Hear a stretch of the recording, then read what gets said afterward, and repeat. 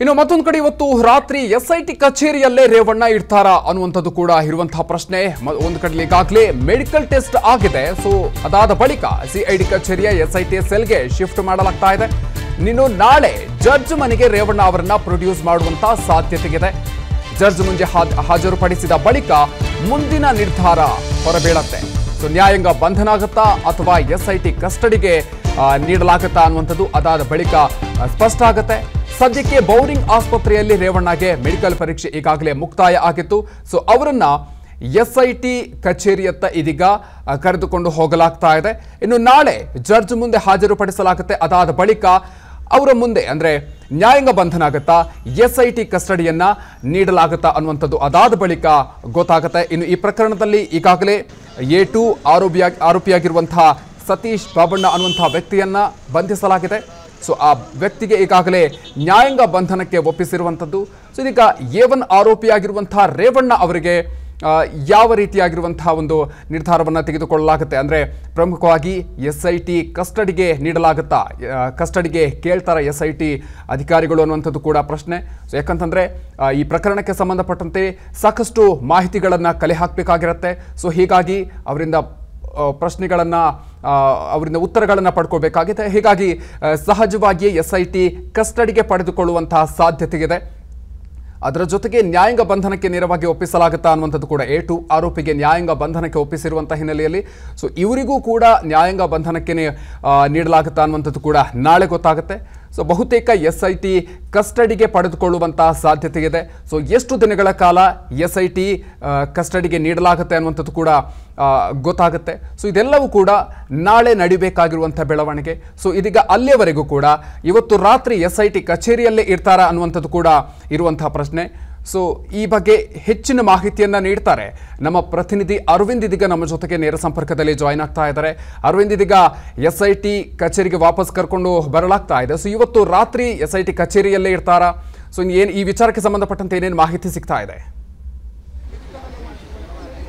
S Madhukar, ಏನು ಈ ಒಂದು ಪ್ರಜ್ವಲ್ ಪೆನ್ಡ್ರೈವ್ ವಿಚಾರಣೆ, ಈ ಒಂದು ಕೇಸ್ ಏನಿದೆ ಸದ್ಯ 10 ದಿನಗಳಿಂದ ಇಡೀ ದೇಶಾದ್ಯಂತ ಈ ಒಂದು ವಿಷಯವಾಗಿ ಒಂದು ಪ್ರಕರಣ ಸದ್ದು ಮಾಡ್ತಾ ಇರುವಂಥದ್ದು. ಇವತ್ತು ಏನು HD ರೇವಣ್ಣ ಅವರನ್ನು SIT ಅಧಿಕಾರಿಗಳು ಮಾಜಿ ಪ್ರಧಾನಿ ದೇವೇಗೌಡರ ಮನೆಯಲ್ಲಿ ಅರೆಸ್ಟ್ ಮಾಡಿದ್ರು. ಅದಾದ ನಂತರ ಬೋರಿಂಗ್ ಆಸ್ಪತ್ರೆಗೆ ಅವರನ್ನು ಕರೆದುಕೊಂಡು ಹೋಗಿ ವೈದ್ಯಕೀಯ ಪರೀಕ್ಷೆಯನ್ನು ಕೂಡ ನಡೆಸಲಾಯಿತು. ವೈದ್ಯಕೀಯ ಪರೀಕ್ಷೆಯಲ್ಲಿ ಅವರ ಒಂದು BP ಆಗಿರ್ಬೋದು, ಶುಗರ್ ಆಗಿರ್ಬೋದು, ಸಕಲ ಏನು ಮೂಲವಾಗಿ ಏನು ಟೆಸ್ಟ್ಗಳಿರ್ತವೆ ಆ ಒಂದು ಟೆಸ್ಟ್ಗಳನ್ನ ನಡೆಸಲಾಯಿತು. ಇದಾದ ನಂತರ ಸದ್ಯ SIT ಅಧಿಕಾರಿಗಳು ಅವರನ್ನ CID ಕಚೇರಿಗೆ ಸದ್ಯ ಕರೆತಂದ್ರು. ಇವತ್ತು ರಾತ್ರಿ ಇಡೀ ಅವರಿಗೆ ಯಾವುದೇ ರೀತಿಯಾದಂತಹ ವಿಚಾರಣೆ ಇರುವುದಿಲ್ಲ.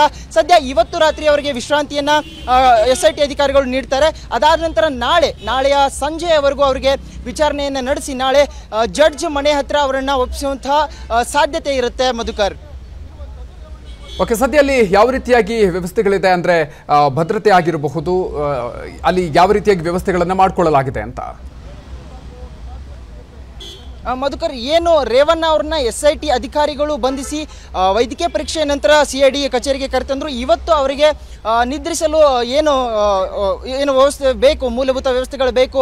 ಅವರಿಗೆ ಬೆಡ್ ಆಗಿರ್ಬೋದು, ಹಾಗೆ ಬೆಡ್ಶೀಟ್ ಆಗಿರ್ಬೋದು, ಊಟದ ವ್ಯವಸ್ಥೆ ಆಗಿರ್ಬೋದು, ಇದೆಲ್ಲವನ್ನು ನೀಡಲಿದ್ದಾರೆ. ಅದಲ್ಲದೆ ಪೊಲೀಸ್ ಬಿಗಿ ಭದ್ರತೆ ಕೂಡ CID ಕಚೇರಿ ಬಳಿ ನೆರೆದಿರುವಂಥದ್ದು. ಯಾವುದೇ ರೀತಿಯಾದಂತಹ ಮಾಧ್ಯಮ ವರದಿಗಾರನಾಗಿರ್ಬೋದು, ಇನ್ಯಾರೇ ಆಗಿರ್ಬೋದು, CID ಕಚೇರಿ ಒಳಗಡೆ ಹೋಗದಂತೆ ಕಟ್ಟುನಿಟ್ಟಾದಂತಹ ಬಿಗಿ ಭದ್ರತೆಯನ್ನು CID ಕಚೇರಿ ಹೊರಗಡೆ ನಿಯೋಜನೆ ಮಾಡಿರುವಂಥದ್ದು. ಸದ್ಯ ನಾಳೆ ಇವರ ಏನು HD ರೇವಣ್ಣ ಅವರ ವಿಚಾರಣೆ ಸಂಪೂರ್ಣವಾಗಿ SIT ಅಧಿಕಾರಿಗಳು ನಡೆಸಲಿದ್ದಾರೆ.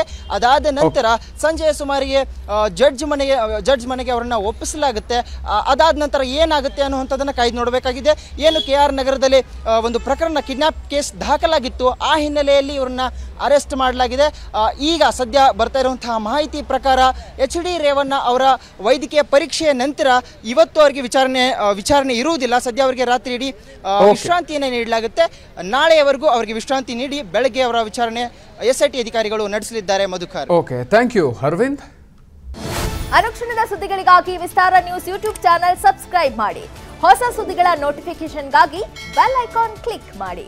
ಲೇಟೆಸ್ಟ್ ಅಪ್ಡೇಟ್ಸ್ಗಾಗಿ www.vistaranews.com ವೆಬ್ಸೈಟ್ಗೆ ವಿಸಿಟ್ ಮಾಡಿ. ಅಂಗೈಯಲ್ಲೇ ಜಗತ್ತಿನ ಸುದ್ದಿ ತಿಳಿಯಲು Vistara news Kannada app download ಮಾಡಿ.